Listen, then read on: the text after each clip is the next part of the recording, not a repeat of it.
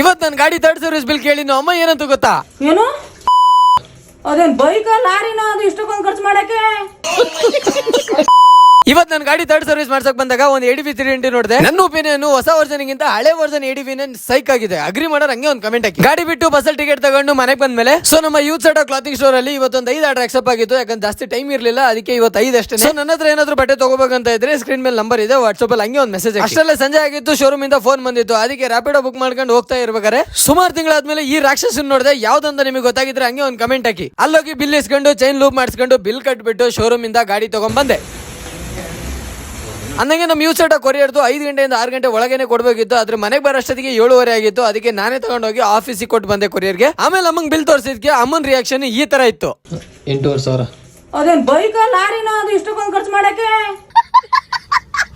Guys, ಇದು service bill ಅಷ್ಟೇ ಅಲ್ಲ, ಇದಕ್ಕೆ ಚೈನ್ಸ್ ಪಾಕೆಟ್ ಕೂಡ ಹಾಕ್ಸಿದ್ದೆ ಅಂಡ್ ಇನ್ನು ಸ್ವಲ್ಪ ಕೆಲಸ ಕೂಡ ಮಾಡಿಸಿದ್ದೆ. ಅದಕ್ಕೆ ಇಷ್ಟೊಂದು ಬಿಲ್ ಆಗಿತ್ತು. 1 ವರ್ಷಕ್ಕೆ ಈ ಗಾಡಿ ಮೇಂಟೈನ್ ಮಾಡಕ್ಕೆ ಎಷ್ಟು ಖರ್ಚು ಬೇಕು ಅಂತ ನಿಮ್ಗೆ ಏನಾದ್ರು ಡೀಟೇಲ್ಸ್ ಬೇಕಿದ್ರೆ ಹಂಗೆ ಒಂದು ಕಮೆಂಟ್ ಹಾಕಿ. Next video ನಿಮ್ದಾಗಿರುತ್ತೆ.